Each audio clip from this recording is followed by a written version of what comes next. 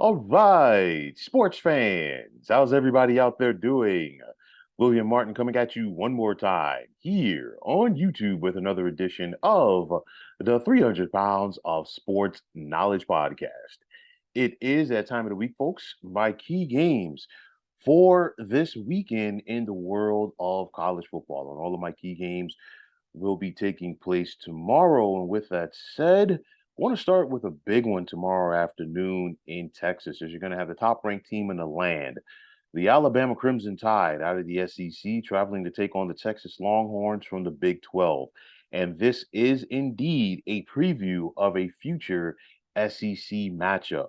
Now, you look at the quarterbacks, Bryce Young for Alabama, and then, of course, Quinn Ewers for Texas. But then it's all about the talent around them. I mean, defensively for Alabama, you think about those studs in that front seven. And I don't want to sound like a broken record, but you know what? Will Anderson, Dallas Turner, and Henry To'o. I mean, all three of these guys will probably hear their names called very early in this upcoming spring's NFL draft. They're going to have uh, they're going to have to be on alert, if you will, to try to slow down Texas running back Bijan Robinson, because if he can get going, this could be a long afternoon for that Alabama defense. Then I look at guys like linebacker DeMarvion Overshown for Texas. Is he going to be able to step up and make enough plays to slow down this Alabama offense that it really doesn't take that long for them to get in rhythm and get going? That's going to be the big thing. This is another meeting between Nick Saban and another one of his former assistants, Steve Sarkisian, who is now the head coach of Texas, of course. And Sark is building something in Texas. But the thing for me is this Texas offense going to be able to score enough points with Alabama? That's the big thing for me. I don't think they get it done. And thus, I'm going to take the Crimson Tide tomorrow by the score of 38-27. Now, in a battle of ranked opponents, you're going to have the 24th ranked Tennessee Volunteers out of the SEC traveling to take on the 17th ranked Pitt Panthers out of the ACC in the Johnny Majors Bowl. There's, of course, the former great coach, once upon a time did coach both of these programs. Now, one thing you have to ask yourself, is Tennessee back? And they showed a lot of signs of improvement last year under Josh Heupel during his first year there. Now he's looking to build off of that. One thing you know about Josh Heupel, his teams are going to score some points. And I look at quarterback Hendon Hooker for the Vols to, be able to do some things in this contest. I mean, we saw this Pitt defense have their issues at time last week with West Virginia's offense, and I think Tennessee saw that tape, obviously, and I think they're going to try to, do what they do best, which is move the football up and down the field. I think running back Jalen Wright does have some opportunities to make some plays against this Pitt defense.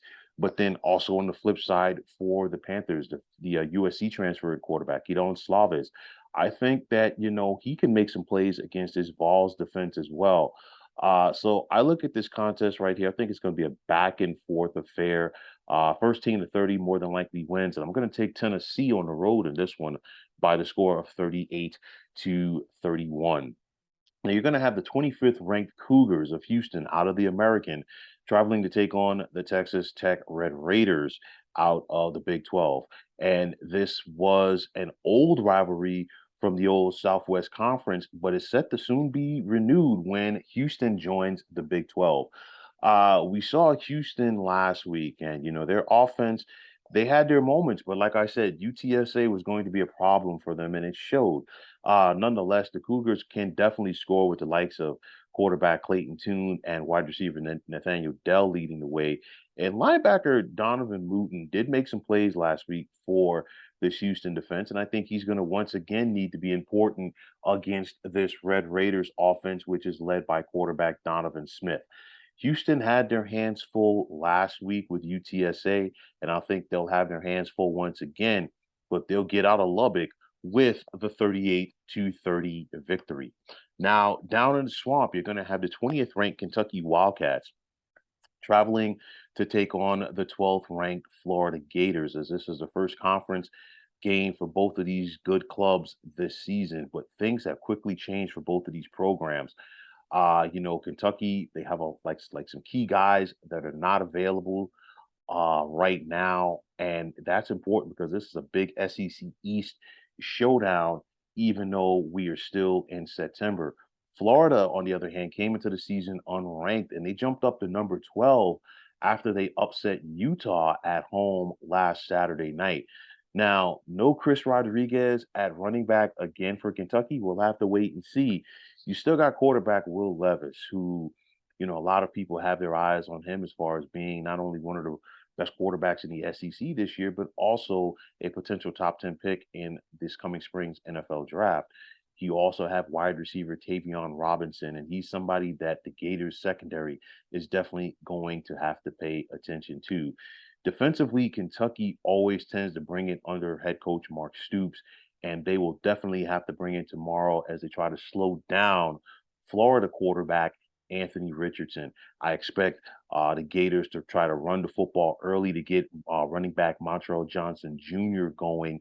But then this Gators defense, they know how to step up and make plays. There's talent there with Brenton Cox, Trey Dean, and Ventrell Miller.